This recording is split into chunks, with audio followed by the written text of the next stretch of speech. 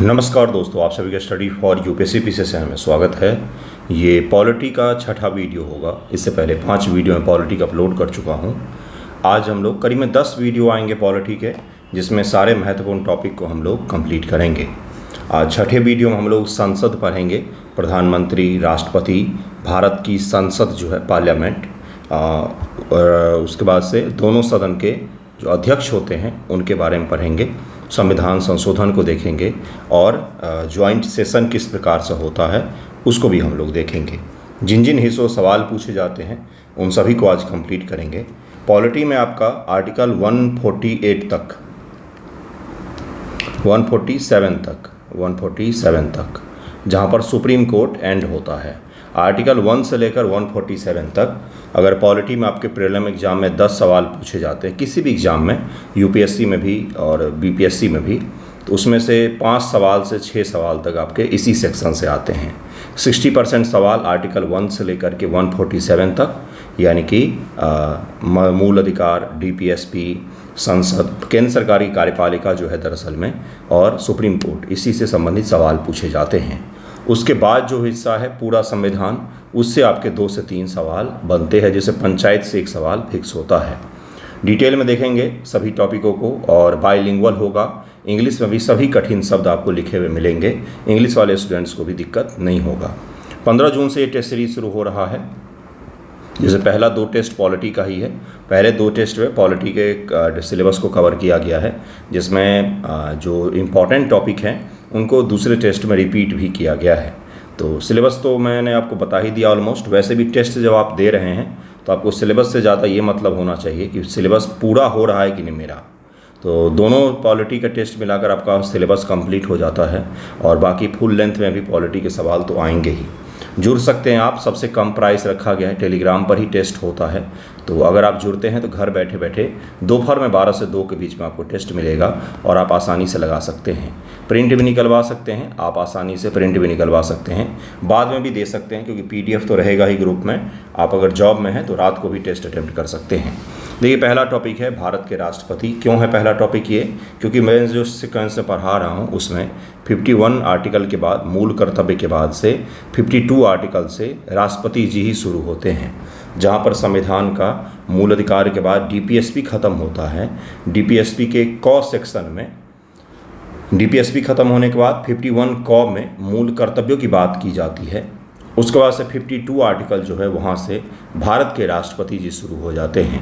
तो इसको इसलिए डिटेल में देखेंगे, समझेंगे। और राष्ट्रपति और गवर्नर, जो राज्य के गवर्नर होते हैं, उनकी सभी शक्तियाँ लगभग में समान होती हैं। गवर्नर की कुछ विवेकाधीन शक्ति अलग होती है, और राष्ट्रपति जी की क्षमादान की कुछ शक्तियाँ अधिक होती है। राष्ट्रपति जी की राज्य के एक्ट को सुनने की जो शक्तियाँ होती है वो ज़्यादा होती है।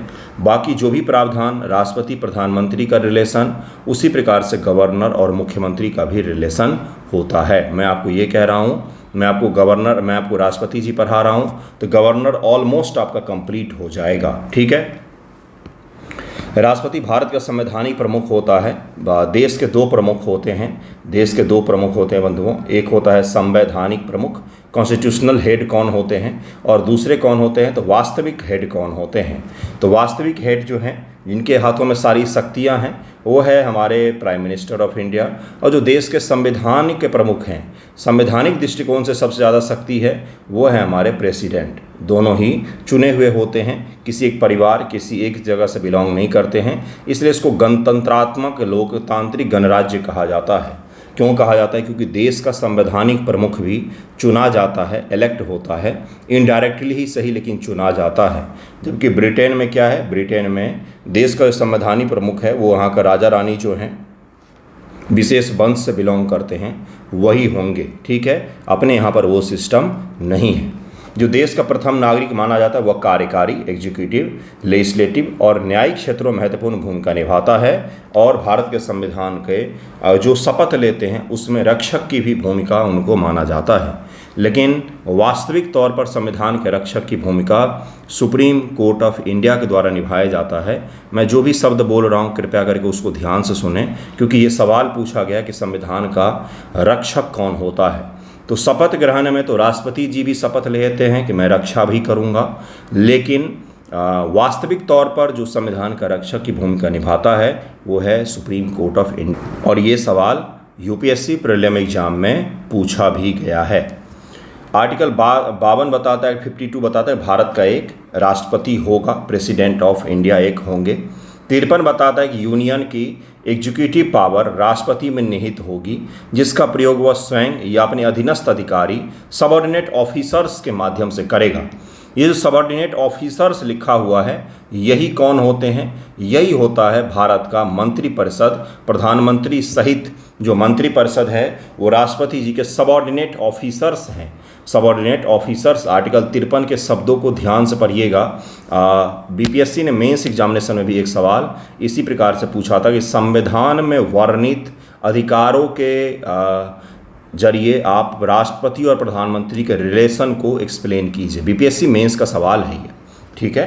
राष्ट्रपति का निर्वाचन इलेक्शन एक निर्वाचक मंडल के द्वारा होगा, जिसमें संसद के दोनों सदन, लोकसभा और राज्यसभा के निर्वाचित सदस्य और राज्य की विधानसभाओं के निर्वाचित सदस्य शामिल होते हैं। ध्यान दीजिएगा, विधान परिषद के सदस्य शामिल नहीं होते हैं, विधानसभा के सदस्य शामिल होते हैं। एक चीज़ और ध्यान रखिएगा, इलेक्शन अगर किसी राज्य में, मान लीजिए बिहार राज्य का असेंबली अभी नहीं है, वो डिसॉल्व है किसी भी कारणवश, तो इसका राष्ट्रपति के इलेक्शन पर कोई प्रभाव नहीं पड़ेगा। राष्ट्रपति का इलेक्शन यथास्थिति अपने रूप से परफॉर्म होगा।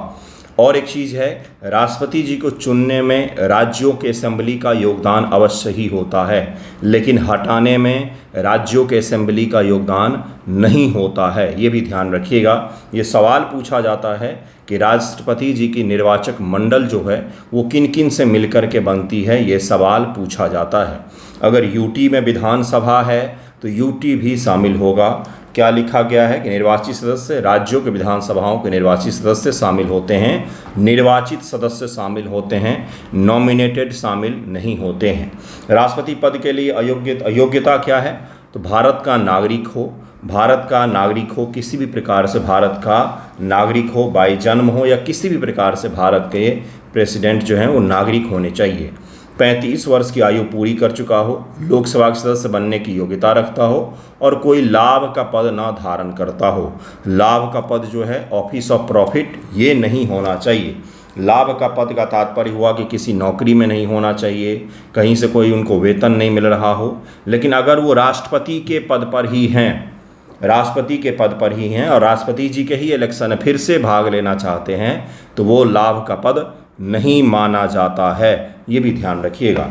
अनुच्छेद 60 राष्ट्रपति को पद व गोपनीयता की शपथ मुख्य न्यायाधीश या उनकी अनुपस्थिति में वरिष्ठतम न्यायाधीश दिलाता है। शपथ कौन दिलवाता है? तो मुख्य न्यायाधीश, भारत के चीफ जस्टिस ऑफ इंडिया, या अगर वो नहीं है तो सुप्रीम कोर्ट ऑफ इंडिया के वरिष्ठतम न्यायाधीश नामित जिनको किया जाएगा सीजेआई के द्वारा, वो इनको शपथ दिलवाता है। कार्यकाल 5 वर्ष आर्टिकल 56 के अनुसार से, लेकिन पुनर्निर्वाचित के लिए पात्र होते हैं। कार्यकाल 5 वर्ष तय किया गया है जिस दिन से वो ऑफिस धारण करते हैं और उससे 5 वर्षों के लिए उनका पद होता है। उनको फिर से रीइलेक्ट भी किया जा सकता है। अमेरिका में कोई एक व्यक्ति ज़्यादा से ज़्यादा 2 टर्म के लिए राष्ट्रपति बन सकता है। भारत में इसकी संख्या तय नहीं की गई है, कितने भी टर्म के लिए बन सकता है। अधिकतम 2 साल। अभी तो फिलहाल में 5 वर्ष से ज़्यादा कोई भी रहते नहीं अपने पद पर। डॉक्टर राजेंद्र प्रसाद काफ़ी लंबे समय तक रहे थे। महाभियोग अनुच्छेद 61 के तहत संविधान के लिए महाभियोग द्वारा हटाया जा सकता है। यह प्रक्रिया संविधान के उल्लंघन के आधार पर संसद के किसी भी सदन में शुरू हो सकती है। दूसरे सदन द्वारा इसकी जांच की जाती है। एक वर्ड और यहाँ पर सीखने का है कि संविधान का उल्लंघन का क्या आधार माना जाता है। तो अगर मान लीजिए मंत्रिपरिषद ने कुछ सलाह दिया राष्ट्रपति के लिए और अगर वो उस सलाह को नहीं मानते हैं तो इसको भी संविधान का उल्लंघन माना जाएगा। ये सब छोटे छोटे चीज़ों के द्वारा भारत में डिक्टेटरशिप, जिसको बोलते तानाशाही, वो किसी भी व्यक्ति का नहीं स्थापित हो पाता है क्योंकि संविधान में ही इतने सारे उपबंध किए गए हैं। शक्तियाँ और कर्तव्य को जरा हम लोग देखते हैं। सभी केंद्रीय कार्यकारी निर्णय राष्ट्रपति के नाम पर किए जाते हैं। प्राइम मिनिस्टर, मंत्रिपरिषद की नियुक्ति राष्ट्रपति जी के द्वारा ही किया जाता है। इसके अलावा संवैधानिक पद पर बैठे हुए बहुत सारे व्यक्ति जैसे chief justice of India, UPSC, election commission, CAG, मुख्य चुनाव आयुक्त, राज्यपाल, इन सभी की नियुक्ति राष्ट्रपति जी के साइन से ही होती है। विधायी शक्तियां, संसद को बुलाना, सत्रावसान, उसके बाद से विघटन अधिकार, ये सब के सब राष्ट्रपति जी के पास ही है। विधेयक, बिल पर हस्ताक्षर या वीटो, अनुच्छेद, ये इसका भी अधिकार उन्हीं को दिया गया है। सामान्य विधेयक पर सस्पेंसिव वीटो और धन विधेयक पर कोई भी वीटो राष्ट्रपति जी के द्वारा नहीं लगाया जा सकता है। अध्यादेश आर्टिकल 123 के तहत में ऑर्डिनेंस, अध्यादेश जारी करने का अधिकार भी दिया गया है। अगर संसद का सेशन नहीं चल रहा है तो सेशन नहीं चलने का मतलब होता है, ध्यान से मेरी बातों को सुनिएगा, यही सब चीज़ लिखा हुआ मिलेगा। सेशन नहीं चलने का मतलब होता है कि दोनों में से या तो दोनों सदन नहीं चल रहे हैं या दोनों में से कोई एक सदन भी नहीं चल रहा है, क्योंकि एक्ट को पारित करने के लिए लोकसभा, राज्यसभा दोनों का चलना अनिवार्य है। अगर दोनों नहीं चल रहा है या दोनों में से कोई एक भी अगर नहीं चल रहा है तो उसको माना जाएगा कि सदन नहीं चालू है और आर्टिकल 123 के तहत में ऑर्डिनेंस जारी किया जा सकता है। अगर आपको पॉलिटी का लेक्चर याद हो तो ये जारी करने की शक्ति कहाँ से लिया गया है बंधुओं? 1861 के एक्ट से इसको ग्रहित किया गया है। 1861 एक्ट में सबसे पहले देखा जाता है ऑर्डिनेंस जारी करने की शक्तियाँ सबसे पहले वहीं पर आती हैं। न्यायिक शक्तियाँ, क्षमादान, दंड में कमी, स्थगन आदि की शक्ति भी दी गई है। वो किसी को मृत्यु दंड से भी मुक्त कर सकते हैं, लेकिन वो जो इनकी शक्तियाँ हैं किसी को मृत्यु दंड से मुक्त करने से, ये सभी की सभी शक्तियाँ न्यायिक जुडिशियल रिव्यू के अंतर्गत आती हैं। उसका जुडिशियल रिव्यू भी किया जा सकता है। राष्ट्रपति जी को सैन्य अदालतों के द्वारा सुनाए गए फैसले पर भी माफ़ी देने का अधिकार दिया गया है, क्योंकि वो तीनों सेनाओं के कमांडर इन चीफ होते हैं। सर्वोच्च सैन्य पद वही होता है। आपातकालीन शक्तियां भी दी गई हैं, राष्ट्रीय आपातकाल, उसके अलावा वित्तीय आपातकाल और राज्यों में भी संवैधानिक आपातकाल जिसको राष्ट्रपति शासन कहा जाता है, इसकी शक्तियां भी भारत के संसद में निहित हैं। विवेकाधीन शक्तियां भी हैं कुछ, जब कोई दल स्पष्ट बहुमत में नहीं हो, प्रधानमंत्री की नियुक्ति करनी है, वहां पर राष्ट्रपति जी की विवेकाधीन शक्ति निहित होती है। विधेयक को पुनर्विचार के लिए कब लौटाना है, कब नहीं लौटाना है, ये भी राष्ट्रपति जी की विवेकाधीन शक्ति होती है। लोकसभा का विघटन, ये भी विवेकाधीन होती है, कई हद तक की विवेकाधीन होती है। हालांकि अगर सरकार मेजॉरिटी में है तो लोकसभा का विघटन नहीं किया जा सकता है। 5 वर्षों के पश्चात विघटन होता है क्योंकि री इलेक्शन होना है। राष्ट्रपति भारत के संविधान का संरक्षक होता है, गार्जियन होता है। इसी को लेकर के यूपीएससी के प्रश्न जब पूछा गया था तो विवाद उत्पन्न हो गया था, क्योंकि यूपीएससी के प्रश्न में दोनों ऑप्शन में थे, सुप्रीम कोर्ट ऑफ इंडिया भी था और राष्ट्रपति भी थे। पूछा गया कि संविधान का संरक्षक कौन होता है, तो वास्तविक रूप से तो सुप्रीम कोर्ट ऑफ इंडिया है, उसके पास में शक्तियां हैं कि संविधान के प्रावधानों को अंतिम रूप से एक्सप्लेन कर सके, बता सके, उसका क्या मायने है ये भी बता सके। लेकिन जो राष्ट्रपति जी हैं इनके लिए भी कहा जाता है कि ये संविधान के संरक्षक होते हैं। तो दोनों अगर ऑप्शन में रहे तो सुप्रीम कोर्ट ऑफ इंडिया मारिएगा, क्योंकि वास्तविक रूप से तो वही है। हालांकि वह मंत्रिपरिषद की सलाह पर कार्य करता है, आर्टिकल 74, लेकिन कुछ परिस्थितियों में विवेकाधीन शक्तियां भी उनको दी गई हैं। सभी शब्द आपको इंग्लिश में भी लिखे हुए मिल रहे हैं। राष्ट्रपति टॉपिक से जो सवाल पूछा जाएगा वो इससे बाहर नहीं आएगा, लिख करके रख लीजिएगा। चुनाव पूछा जा सकता है, अहर्ताएँ पूछी जा सकती हैं, किस प्रकार से कार्य करते हैं वो पूछा जा सकता है, उनकी शक्तियाँ पूछी जा सकती है। क्या इसमें रह गया? इसमें रह गया छोटे छोटे फैक्ट, जैसे कौन से ऐसे राष्ट्रपति हैं जो पहले उपराष्ट्रपति भी रहे हैं, कौन से ऐसे उपराष्ट्रपति हैं जो बाद में राष्ट्रपति भी बने हैं, कौन से राष्ट्रपति ने अपना टर्म पूरा नहीं किया, कौन से राष्ट्रपति ने अपना टर्म पूरा किया, कौन से 2 बार बने। इस प्रकार के सवाल आपसे पूछे जा सकते हैं, जिसके लिए आपको घटनाचक्र से प्रैक्टिस, लूसेंट से प्रैक्टिस, घटनाचक्र से कीजिए, लूसेंट छोड़ भी सकते हैं, कोई ज़्यादा मायने पॉलिटी के लिए रखता नहीं है। नेक्स्ट टॉपिक है भारत का प्रधानमंत्री, जिसमें प्रधानमंत्री जो है अभी मैंने आपको समझाया कि वो अधिकारी होते हैं, अधीनस्थ अधिकारी राष्ट्रपति जी के लिए, क्योंकि राष्ट्रपति जो भी काम करते हैं वो मंत्रिपरिषद के माध्यम से ही कार्य करते हैं। भारत सरकार का वास्तविक कार्यकारी प्रमुख, अब इससे पहले जब मैंने प्रेसिडेंट पढ़ाया तो वहाँ पर था संवैधानिक प्रमुख, कॉन्स्टिट्यूशनल हेड जो होते हैं वो राष्ट्रपति महोदय होते हैं। वहीं पर वास्तविक रियल एग्जीक्यूटिव हेड जो होता है वो प्राइम मिनिस्टर ऑफ इंडिया होते हैं। और मंत्रिपरिषद का नेतृत्व, लीडरशिप भी यही करते हैं। आर्टिकल 74 के तहत मंत्रिपरिषद की स्थापना, जिसका नेतृत्व प्रधानमंत्री करता है, जो राष्ट्रपति को कार्यकारी मामलों में सलाह देता है, एग्जीक्यूटिव मैटर में सलाह देता है। यहाँ पर जरा हम रुक जाएंगे और डिटेल से जितने यूपीएससी प्रश्न पूछे गए हैं उन सभी को भी देखेंगे। एक प्रश्न पूछा गया यूपीएससी प्रीलिम एग्जाम में, इसमें ये कहा गया कि प्रधानमंत्री केवल लोकसभा से ही चुनकर आ सकता है। बिल्कुल गलत, प्रधानमंत्री राज्यसभा से भी चुन कर के आ सकते हैं। प्रधानमंत्री राज्यसभा से चुनकर नहीं आ सकते, बिल्कुल नहीं। राज्यसभा, लोकसभा दोनों में से कोई भी सभा से चुन कर के आ सकते हैं प्रधानमंत्री जी। अगर वो जिस समय प्रधानमंत्री बन रहे हैं उस समय अगर सदन की सदस्यता नहीं है तो बाद में ही वो सदन की सदस्यता 6 महीने के भीतर में ग्रहित कर सकते हैं। ये आपको क्लियर होना चाहिए। उसके दूसरा सवाल पूछा गया यूपीएससी प्रीलिम एग्जाम में, बहुत ही कन्फ्यूजन वाला सवाल होता है कि संविधान में प्रधानमंत्री का कार्यकाल लिखित किया गया है। बिल्कुल भी नहीं, संविधान में कहीं पर ही प्रधानमंत्री जी के कार्यकाल की बात नहीं की गई है। लोकसभा का कार्यकाल होता है 5 वर्षों का और उसी से प्रधानमंत्री जी को भी कार्यकाल मिलता है। हालांकि बीच में भी अगर लोकसभा का विघटन होता है, प्रधानमंत्री जी इस्तीफा देंगे तो लोकसभा का जो मंत्रिपरिषद है पूरा मंत्रिपरिषद डिजॉल्व हो जाता है। इसको भी ध्यान रखिएगा। ये छोटे छोटे फैक्ट हैं जो आपको पता होने चाहिए कि उनका कार्यकाल वर्णित नहीं किया गया है संविधान में अलग से। आर्टिकल 75 प्रधानमंत्री की नियुक्ति राष्ट्रपति द्वारा की जाती है। नियुक्ति की जाती है, नियुक्ति की जाती है, अपॉइंटमेंट किया जाता है, अपॉइंटमेंट किया जाता है। कृपया ध्यान में रखें। आपको टेस्ट में इस प्रकार के सवाल दिखेंगे जहां पर आप गलती करेंगे, मुझे पहले से ही पता है। योग्यता, लोकसभा का सदस्य होना आवश्यक है। लोकसभा नहीं, संसद का सदस्य होना आवश्यक है। संसद का सदस्य होना आवश्यक है।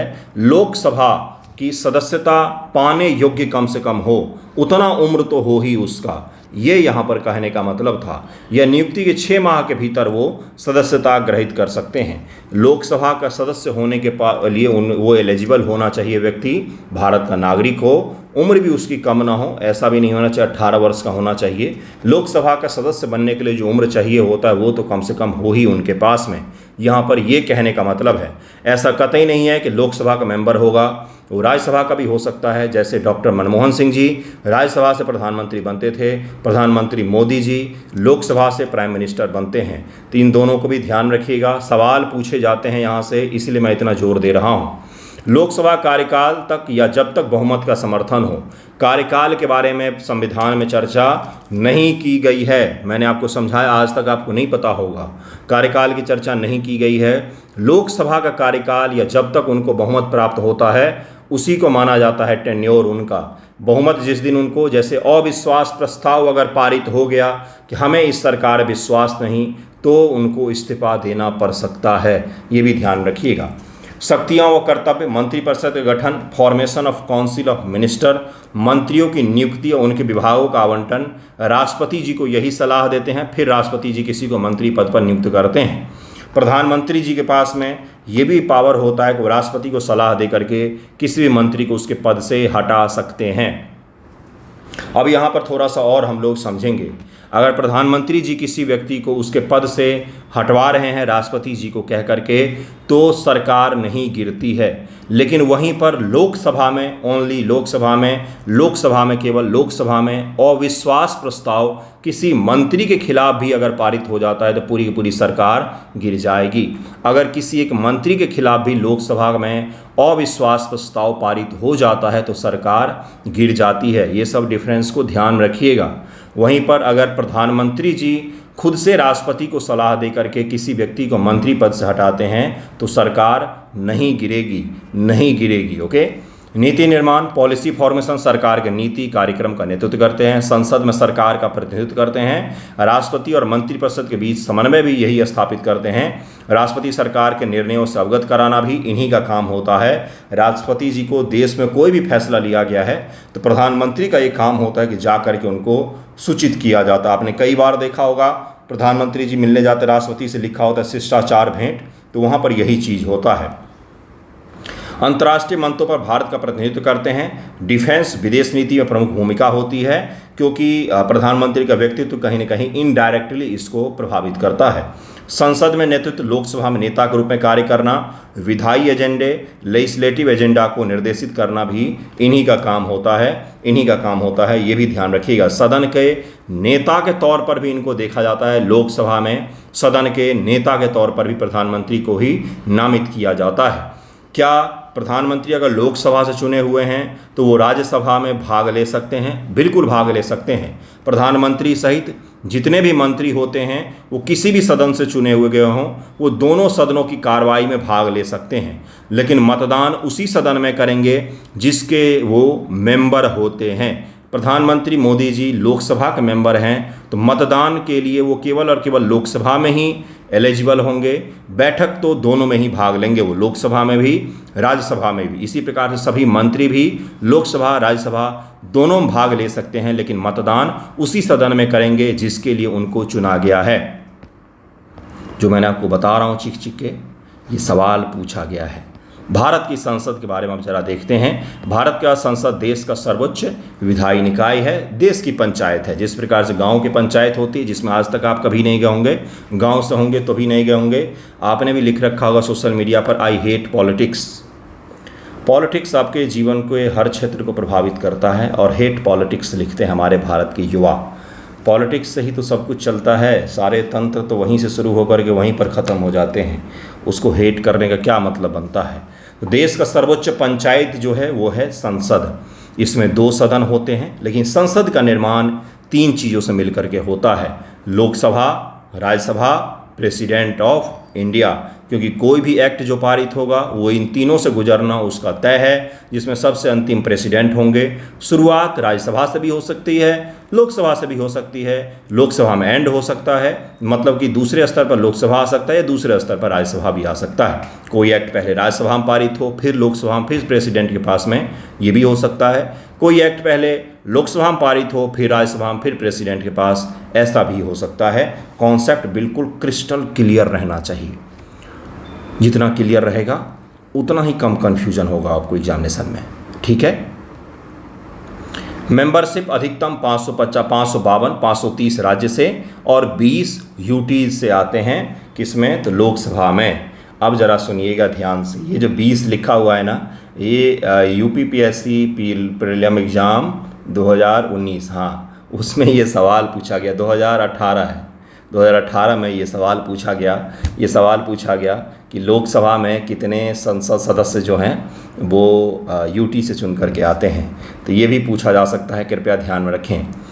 और 2 एंग्लो इंडियन जो हैं इनको 104 संवैधानिक संशोधन 2019 के एक्ट के द्वारा इसको ख़त्म कर दिया गया, ये ख़त्म हो गया है। निर्वाचन प्रत्यक्ष मताधिकार, वयस्क मताधिकार के द्वारा निर्वाचन होता है, निर्वाचन किया जाता है। चुनाव, आम चुनाव लोकसभा का होता है, राज्यसभा का नहीं। कार्यकाल 5 वर्ष, लेकिन आपातकाल में इस कार्यकाल को बढ़ाया भी जा सकता है। अध्यक्षता लोकसभा अध्यक्ष के पास में होती है, स्पीकर जिसको कहा जाता है अनुच्छेद 93, आर्टिकल 93 के माध्यम से। राज्यसभा सदस्यता अधिकतम 250 के करीब में 238 राज्य और केंद्र शासित प्रदेशों से 12 को नामित किया जाता है, राष्ट्रपति द्वारा नामित किया जाता है अनुच्छेद 80 के तहत में। निर्वाचन राज्यों की विधानसभाओं द्वारा प्रत्यक्ष रूप से इसका चुनाव किया जाता है। कार्यकाल अस्थाई सदन होता है, राज्यसभा का कोई कार्यकाल फिक्स नहीं है, वो अस्थाई सदन है और प्रत्येक 2 वर्षों में 1/3 संसद जो होते हैं वो उनको सेवानिवृत्त कर दिया जाता है। तो जब देश में पंचायतों मतलब देश में जब संसद की शुरुआत हुई थी आज़ादी के ठीक बाद, तो पहले जब जिनको हटाया गया, क्योंकि प्रत्येक वर्ष 1/3 सदस्य को हटाना है, तो उसके लिए कूपन प्रणाली को अपनाया गया था। कूपन पर नाम लिख करके 1/3 सदस्यों को हटाया जाता था। अध्यक्षता प्रेसिडेंसी उपराष्ट्रपति जी अनुच्छेद 89 या 89 के तहत में, आर्टिकल 89 के तहत में उपराष्ट्रपति जी, जिनको राज्यसभा का अध्यक्ष भी कहा जाता है, वो इस पद पर बैठते हैं। राष्ट्रपति संसद का अभिन्न होते हैं, विधायी प्रक्रिया में महत्वपूर्ण भूमिका निभाते हैं, क्योंकि इनके बिना कोई भी विधायी प्रक्रिया पूर्ण नहीं होगी। आर्टिकल 79 संसद की स्थापना, 83 लोकसभा राज्यसभा का कार्यकाल बताया गया है, 85 संसद सत्र बुलाने, सत्रावसान और विघटन का अधिकार प्रेसिडेंट ऑफ इंडिया में दिया गया है। मताधिकार अनुच्छेद 100 के तहत में मतदान, कोरम यानी कि मिनिमम कितने सदस्य होना चाहिए, तो लगभग 1/10 सदस्य होना चाहिए, तभी सदन चल पाएगा। जैसे मान लीजिए 500 मेंबर हैं तो कम से कम 50 लोग तो इकट्ठा होना ही चाहिए, तभी जाके कोरम पूरा होगा और सदन काम कर पाएगा। तो राज्यसभा में, लोकसभा में कितने हो जाएंगे, मिनिमम 550 के करीब में माने जाते हैं। तो 550 मानेंगे तो कितना हो जाएगा, 55 सदस्य कम से कम रहना चाहिए, तभी जाके कोरम पूरा होता है और सदन चल पाता है। कोरम जरूर ध्यान रखिएगा, जिसको कहा था मिनिमम कितने सदस्य होंगे तो लोकसभा चलेगा। अनुच्छेद 107 से 108 विधेयकों की प्रक्रिया और संयुक्त अधिवेशन संबंधित है। कार्य और शक्तियां अगर हम लोग देखेंगे, 110 जो है वो धन विधेयक से संबंधित है, धन विधेयक की परिभाषा दी गई है। आर्टिकल 111 विधेयकों पर राष्ट्रपति जी की स्वीकृति के बारे में बातचीत की गई है। कार्य व शक्तियाँ क्या है, विधायी, सामान्य, धन विधेयक, संविधान संशोधन विधेयकों को पारित करना। धन विधेयक में लोकसभा को सर्वोच्चता प्राप्त होती है। धन विधेयक कभी भी राज्यसभा से शुरुआत नहीं की जा सकती है। धन विधेयक राज्यसभा जरूर जाती है, लेकिन राज्यसभा के पास में ज़्यादा शक्तियाँ नहीं होती है धन विधेयक से संबंधित एक्ट में, जिसको मनी बिल कहा जाता है। मनी बिल आर्टिकल 110 में डिटेल में डिफाइन किया गया है। बजट पारित करना, कर लगाना और व्यय को मंजूरी देना, ये भी इसी का काम होता है। धन विधेयक केवल लोकसभा में प्रस्तुत हो सकता है। कार्यकारी नियंत्रण, मंत्रिपरिषद समूह रूप से लोकसभा के प्रति सामूहिक रूप से उत्तरदायी होता है। मंत्रिपरिषद सामूहिक रूप से लोकसभा के प्रति उत्तरदायी होता है। जो अविश्वास प्रस्ताव वाला मैं आपको समझा रहा था, वो कॉन्सेप्ट यहीं से आया है कि लोकसभा सामूहिक रूप से, लोकसभा में मंत्रिपरिषद सामूहिक रूप से लोकसभा के प्रति उत्तरदायी होता है। तो जो अविश्वास प्रस्ताव केवल लोकसभा में लाया जा सकता है, वो यहीं से शक्तियाँ ग्रहित की गई है। व्यक्तिगत रूप से राष्ट्रपति जी के प्रति उत्तरदायी होते हैं, इसलिए राष्ट्रपति जी के द्वारा अगर किसी को हटाया जाता है तो सरकार नहीं गिरेगी। वहीं पर अगर लोकसभा के द्वारा अविश्वास प्रस्ताव के द्वारा किसी मंत्री को हटाया जाता है तो सरकार गिर जाएगी, सरकार में ही विश्वास नहीं माना जाएगा। अविश्वास प्रस्ताव, प्रश्नकाल, स्थगन प्रस्ताव, ये सब भी संसद में ही निहित है। संविधान संशोधन की शक्ति भी इसके पास में है। महाभियोग प्रक्रिया के द्वारा न्यायिक शक्ति भी इसको प्रदान किया गया है। चुनाव, राष्ट्रपति और उपराष्ट्रपति के निर्वाचन में भागीदारी करके चुनाव की भी शक्तियाँ इसके पास में दी गई हैं। किसके पास में? भारत के पार्लियामेंट के पास में, देश की सबसे बड़ी पंचायत के पास में। विशेषता क्या है? लोकसभा की सर्वोच्चता, धन विधेयक और मंत्रिपरिषद के प्रति जवाबदेही को तय करने में लोकसभा को अधिक शक्तियां प्राप्त हैं। राज्यों को भी कुछ विशेष शक्तियां प्राप्त हैं, जैसे आर्टिकल 249 के तहत में। पढ़ता जा रहा हूं, अगर ध्यान नहीं होगा आपका, सुनेंगे नहीं डिटेल में तो आपको दिक्कत हो सकता है।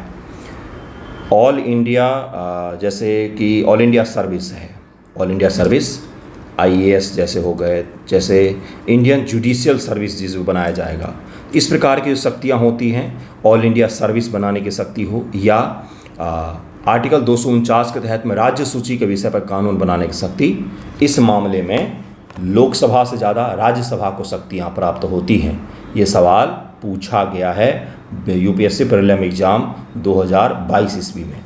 संयुक्त अधिवेशन, विधेयकों पर असहमति होने पर 108 के तहत में संयुक्त अधिवेशन बुलाया जा सकता है। लोकसभा अध्यक्ष के बारे में जरा हम लोग पढ़ेंगे। लोकसभा अध्यक्ष लोकसभा का पीठासीन अधिकारी होता है, जो सदन की कार्यवाही को संचालित करता है, इसकी गरिमा को बनाए रखता है। लोकसभा के अध्यक्ष होते हैं ये। आर्टिकल 93 के तहत लोकसभा अपने सदस्य में से एक अध्यक्ष और उपाध्यक्ष का निर्वाचन करेगी। राष्ट्रपति द्वारा नियुक्त नहीं, निर्वाचित किया जाता है सदन के सदस्यों के द्वारा। आर्टिकल 94 अध्यक्ष तब तक पद पर रहता है जब तक लोकसभा का सदस्य है। वह स्वेच्छा से त्यागपत्र दे सकता है या अविश्वास प्रस्ताव के द्वारा उसको हटाया भी जा सकता है कि हमें इस व्यक्ति में विश्वास नहीं है। अगर लोकसभा में इस प्रकार की कार्रवाई को शुरू की जाती है तो उसको हटाया जा सकता है। इलेक्शन, लोकसभा के नवनिर्वाचित सदस्यों द्वारा साधारण बहुमत के माध्यम से चुना जाता है। साधारण 50%+1 के द्वारा उनको चुना जाता है। प्रथम सत्र में प्रोटेम स्पीकर कार्रवाई शुरू करता है और प्रोटेम स्पीकर का दरअसल में काम ही यही होता है कि लोकसभा के अध्यक्ष का निर्वाचन कर सके। लोकसभा जो अध्यक्ष है वो भले ही इलेक्शन हार जाए तब तक पद पर रहेगा जब तक नए लोकसभा अध्यक्ष नहीं आ जाते हैं। मान लीजिए 2024 में जो इलेक्शन हुआ है तो संसद के डिसॉल्व कर दिया जाता है, आखिरी कार्रवाई के बाद संसद को डिसॉल्व कर दिया जाता है, सभी अपने अपने पद पर बने रहते हैं। लोकसभा अध्यक्ष जो है वो नई सरकार जो बनेगी तो प्रोटेम स्पीकर के चुनाव तक वो अपने पद पर रहते हैं। उसके बाद प्रोटेम स्पीकर आता है, फिर नए लोकसभा अध्यक्ष का चुनाव होता है, फिर वो अपने पद से हट जाते हैं। लोकसभा कार्यकाल 5 वर्ष, लेकिन विघटन के बाद नए अध्यक्ष का निर्वाचन तक कार्यरत रहते हैं, इन ऑफिस रहते हैं। वो नए अध्यक्ष जब तक नहीं आ जाएगा तब तक वो कार्यकारी अपना पद पर बने रहते हैं। शक्तियाँ और कर्तव्य: सदन की कार्रवाई का संचालन करना, प्रश्नकाल, सदस्यों को बोलने की अनुमति, सदन की गरिमा, अनुशासन सभी को बना करके रखना उनका कार्य होता है। निर्णयकारी शक्तियाँ भी है। मान लीजिए कि वोट पड़ रहा है और वोट इक्वल हो गया, 50-50 का स्थिति बन रहा है, तो वैसी स्थिति में वो अपना वोट भी दे सकते हैं। धन विधेयक को मनी बिल के रूप में प्रमाणित करने का भी अधिकार उन्हीं को दिया गया है। अंतिम और बाध्यकारी होता है। वो अगर किसी एक्ट पर लिख देंगे मनी बिल, तो मनी बिल अगर लिख दिया तो वो मनी बिल हो जाएगा, उसको फिर कोई बदल नहीं सकता है। ये सारी शक्तियाँ उन्हीं को दी गई है। अनुशासनात्मक शक्तियाँ: सदस्यों को निलंबित करना, सदन से बाहर करने का आदेश देना, अनुशासनहीनता पर कार्रवाई करना, ये भी उनको दिया गया है। प्रशासनिक शक्तियाँ भी हैं। लोकसभा सेक्रेटेरिएट का सारा काम वही देखते हैं। विशेष शक्तियाँ भी दी गई, जैसे दल बदल विरोधी जो कानून है, दल बदल विरोधी कानून, इसके तहत अयोग्यता पर निर्णय लेने का भी अधिकार उनको दिया गया है, लेकिन ये जुडिशियल रिव्यू के तहत है, इसका जुडिशियल रिव्यू भी किया जा सकता है। लोकसभा के विघटन के समय राष्ट्रपति को सलाह देना विवेकाधीन शक्ति में भी शामिल किया गया है, ये भी इन्हीं के पास में होता है। अगर ज्वाइंट सेशन किया जाता है, अगर संयुक्त अधिवेशन बुलाया जाता है राज्यसभा लोकसभा का, तो वैसी परिस्थिति में ज्वाइंट सेशन की अध्यक्षता लोकसभा के अध्यक्ष के द्वारा की जाती है। ये पूछा गया सवाल है। महत्व आपको मैंने समझा ही दिया है। राज्यसभा के सभापति पर चलते हैं। राज्यसभा का सभापति उपराष्ट्रपति होता है जो सदन की कार्यवाही का संचालन करता है। उपराष्ट्रपति राज्यसभा के सदस्यों में से ही चुने जाते हैं। और लोकसभा का अध्यक्ष हो, जब लोकसभा अध्यक्ष को चुना जाता है तो अपने पार्टी से इस्तीफा देना अनिवार्य है? बिल्कुल भी नहीं। ब्रिटेन में ये बहुत ही स्वस्थ परंपरा है कि लोकसभा अध्यक्ष के तौर पर जब किसी को चुना जाता है तो अपने पार्टी से इस्तीफा दे देते हैं। भारत में अपने पार्टी से इस्तीफा नहीं देते हैं, बल्कि पार्टी से दूर जरूर रहते हैं। इस्तीफा देने का कोई भी प्रावधान नहीं बनाया गया। अपने यहाँ पर उतनी स्वस्थ लोकतांत्रिक प्रणाली अभी भी नहीं बन पाई है। आर्टिकल 89 के तहत में उपराष्ट्रपति राज्यसभा का पदेन सभापति एक्स ऑफिसो चेयरमैन होता है, और 90 के तहत उपसभापति का निर्वाचन राज्यसभा के सदस्यों के द्वारा किया जाता है। यहाँ पर एक छोटा सुधार भी है। केवल राज्यसभा के सदस्य नहीं होते हैं, बल्कि राज्यसभा के निर्वाचित, मनोनीत दोनों सदस्य और लोकसभा के निर्वाचित सदस्य जो होते हैं उनके द्वारा मिलकर बने हुए निर्वाचक मंडल के द्वारा राज्यसभा के सभापति का चुनाव किया जाता है। क्योंकि राज्यसभा के जो सभापति है वो केवल सभापति नहीं है कि राज्यसभा ही चुनाव करे, बल्कि वो देश का उपराष्ट्रपति भी है।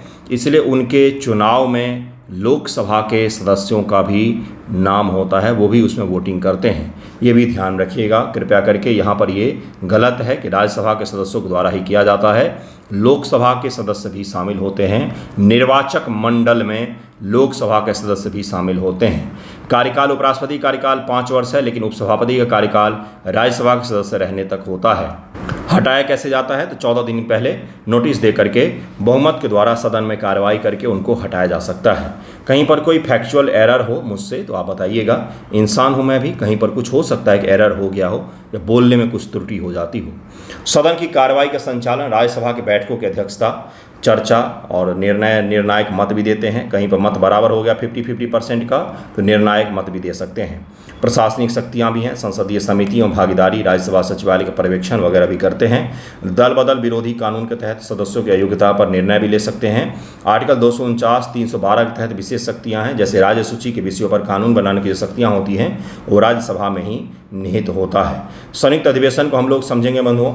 आर्टिकल 108 के तहत में राष्ट्रपति जी कोई एक्ट अगर फंस रहा है दोनों भी सदन में से किसी भी सदन में या किसी एक सदन में पारित नहीं हो पा रहा है, कुछ ज़्यादा ही दिक्कत आ रही है, तो वैसी परिस्थिति में राष्ट्रपति जी संयुक्त अधिवेशन बुला सकते हैं, ज्वाइंट सेशन बुला सकते हैं। यदि एक सदन द्वारा पारित विधेयक को दूसरे सदन द्वारा रिजेक्ट कर दिया जाता है और बहुत ज़्यादा विवाद की स्थिति बन रही है, यानी कि उसको पारित करवाना जल्द से जल्द जरूरी है, तो वैसी परिस्थिति में ज्वाइंट सेशन बुलाया जा सकता है।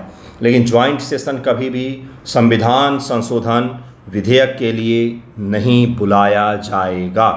ज्वाइंट सेशन कभी भी मनी बिल के लिए नहीं बुलाया जाएगा, केवल और केवल साधारण एक्ट के लिए बुलाया जा सकता है। और इसमें जो वोटिंग किया जाता है वो साधारण बहुमत ही होता है, साधारण बहुमत ही होता है। यानी कि लोकसभा और राज्यसभा में से ज्वाइंट सेशन में किसको ज़्यादा शक्तियां प्राप्त हो गई, तो सोच करके बताने की ज़रूरत तो है ही नहीं, लोकसभा को हो गई। ऑब्वियस सी बात है, लोकसभा के अधिक मेंबर हैं और लोकसभा के मेंबर और राज्यसभा के मेंबर से मिलकर के जो ज्वाइंट सेशन बना है, इसमें साधारण बहुमत से 50% + 1 से पारित करना है, तो ऑब्वियस सी बात है लोकसभा को अधिक बहुमत प्राप्त हो जाता है, अधिक शक्तियां प्राप्त हो जाती हैं। लोकसभा के अध्यक्ष के द्वारा ही ज्वाइंट सेशन का प्रमुखता अध्यक्षता किया जाता है, तो ये भी ध्यान रखिएगा। राष्ट्रपति संयुक्त अधिवेशन की अधिसूचना जारी करता है, दोनों सदन के सदस्य एक साथ केंद्रीय कक्ष में बैठते हैं, चर्चा करते हैं, वोटिंग होती है। अभी तक कौन कौन से किए गए हैं, तो बैंकों का राष्ट्रीयकरण का विधेयक, prevention of terrorism act POTA 2002, pension fund regulatory and development authority bill 2013 में भी ज्वाइंट सेशन किए गए थे। अब अगला टॉपिक है संविधान संशोधन, जहां से बहुत ज़्यादा सवाल पूछा जाता है। संविधान में संशोधन करने की प्रक्रिया आर्टिकल 368 के तहत में दिया गया है। हमारा संविधान कुछ कठोर भी है, कुछ लचीली भी है, यानी कि फ्लेक्सिबल भी है, वहीं पर कुछ हद तक कठोरता भी इसमें शामिल किया गया है। संशोधन विधेयक लोकसभा या राज्यसभा में प्रस्तुत किया जा सकता है, दोनों में से किसी भी सदन में किया जा सकता है। यह विधेयक सरकारी यानी कि सरकार के द्वारा या किसी भी सदस्य के द्वारा, संविधान में संशोधन विधेयक किसी भी सदस्य के द्वारा, कोई भी हो, पक्ष का हो, विपक्ष का हो, कोई सांसद हो, निर्दलीय हो, किसी के द्वारा भी लाया जा सकता है। ये प्राइवेट मेंबर बिल के रूप में भी लाया जा सकता है। प्राइवेट मेंबर बिल उनको कहा जाता है जिस बिल को मंत्री के अलावा कोई भी लाए, भले ही बीजेपी का ही कोई मेंबर हो, अगर वो मंत्री नहीं है, कोई बिल या संशोधन के लिए वो ला रहा है, तो उसको बोला जाता है प्राइवेट मेंबर बिल। विशेष बहुमत, प्रत्येक सदन में उपस्थित मतदान करने वाले सदस्यों का 2/3 बहुमत होता है और इसको कहा जाता है विशेष बहुमत। 2/3 66% के करीब मेजोरिटी होना चाहिए। कुल सदस्यता का साधारण बहुमत 50% + 1। कुछ मामलों में राज्यों की सहमति भी चाहिए होता है, लेकिन 50% विधेयक के साथ जो संविधान में संशोधन किया जाता है उसको संविधान संशोधन माना ही नहीं जाता है। जैसे राज्यों के नाम को बढ़ाना, घटाना, राज्यों के क्षेत्र को बढ़ाना, कम करना, ये सब साधारण बहुमत के द्वारा हो जाता है, तो इसको संविधान संशोधन नहीं माना जाता है। संविधान संशोधन 2 को ही माना जाता है, जब किसी एक्ट को 2/3 मेजोरिटी से पारित किया जाए दोनों सदनों के द्वारा, या फिर किसी एक्ट को दोनों सदनों के द्वारा 2/3 से पारित होने के बाद आधे से अधिक राज्यों की अनुमति लेनी पड़े, उसी को केवल संविधान का संशोधन माना जाता है। राष्ट्रपति की स्वीकृति, संशोधन विधेयक को राष्ट्रपति की स्वीकृति के लिए भेजा जाता है, जिसे वह अस्वीकृत नहीं कर सकता है। प्रकार क्या क्या होते? साधारण बहुमत वाले अनुच्छेद 4 169 में संशोधन, विशेष बहुमत अधिकांश संवैधानिक प्रावधान इसी के तहत में आते हैं, और स्पेशल मेजोरिटी जैसे जीएसटी जो है ये स्पेशल प्रोविज़न था इसमें कि भाई राज्य प्लस संसद का 2/3 दोनों चीज़ था इसमें। कुछ सिद्धांत भी होते हैं, संविधान की सर्वोच्चता भी है। मूल ढांचा का सिद्धांत 1973 में दिया गया, जिसके तहत संविधान के किसी भी भाग में संशोधन किया जा सकता है, लेकिन मूल ढांचे में संशोधन नहीं होता है। मूल ढांचा क्या है? अनडिफाइन है, लेकिन कुछ चीज़ों को समय समय पर सुप्रीम कोर्ट ऑफ इंडिया के द्वारा फैसलों के जरिए मूल ढांचे में शामिल किया गया है। जैसे शक्ति का पृथक्करण मूल ढांचे का भाग होता है, संविधान की सर्वोच्चता मूल ढांचे का भाग होता है, संविधान का सेकुलर जो बिहेवियर है ये भी मूल ढांचे का भाग है। प्रथम संशोधन किया गया 1951 में अनुच्छेद 15(4) ते 31A जोड़ दिया गया। भूमि सुधार, लैंड रिफॉर्म, अभिव्यक्ति की स्वतंत्रता इत्यादि भी की गई थी। 42वां संविधान संशोधन प्रस्तावना में समाजवादी धर्मनिरपेक्ष शब्द जोड़े गए थे। मौलिक कर्तव्य की भी शुरुआत यहीं से हुई है। 44 संविधान संशोधन के द्वारा आपातकाल की शक्तियों में संशोधन किया गया और संपत्ति के अधिकार को हटा दिया गया है। 73-74 संविधान संशोधन के द्वारा पंचायत और नगर पालिकाओं की स्थापना की जाती है। 103 के द्वारा EWS आरक्षण 10% प्रदान किया गया है। मैंने आपको बहुत सारे टॉपिक कंप्लीट करवाए। आज जितना पढ़ाया है वहाँ से 1 से 2 सवाल आपके प्रीलिम एग्जाम में बनेंगे ही बनेंगे। एग्जामिनेशन के पश्चात मैं आपको दिखा दूंगा कि देखिए मैंने पढ़ाया था। बाकी टेस्ट सीरीज है, 15 जून से जुड़िएगा। धन्यवाद आप सभी का। वीडियो अगर पसंद आया हो तो लाइक कर दीजिएगा और शेयर कर दीजिएगा। कमेंट करके भी बता सकते हैं कि कहाँ पर क्या सुधार करना है। अगर कुछ त्रुटि हुई है तो उसके बारे में बता सकते हैं। Thank you so much.